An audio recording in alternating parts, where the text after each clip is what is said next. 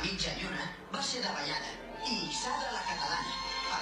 Este vídeo de dibujos animados se proyectó a niños de 11 años en un colegio de Valencia. Se presenta a Jaime I como el rey de Cataluña. Varios padres han denunciado la proyección de ese vídeo con mentiras sobre la historia. Una nueva muestra de adoctrinamiento, esta vez fuera de Cataluña.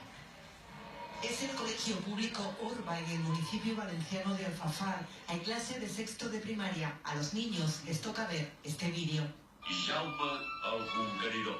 Jaime I ya no es de Aragón, sino solo el conquistador.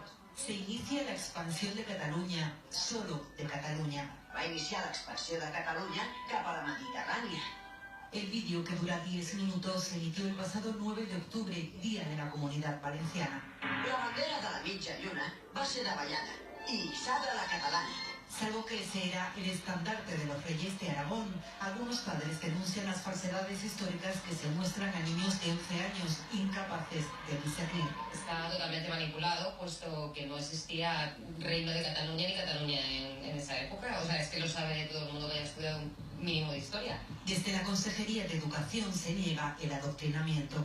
Esto mismo, según este vídeo, está igual pasando hace 5, 6 años, 8 años, y es ahora casualmente cuando surge, ¿no? Lo que pensamos es que hay una campaña en la que se está insultando al profesorado sin motivo. El vídeo, que se emitió el 9 de octubre, Día de la Comunidad Valenciana, termina anunciando que el rey de Francia reconoció en 1258 la independencia de Catalunya. El rei de França, Sant Lluís, va reconèixer legalment la independència de Catalunya.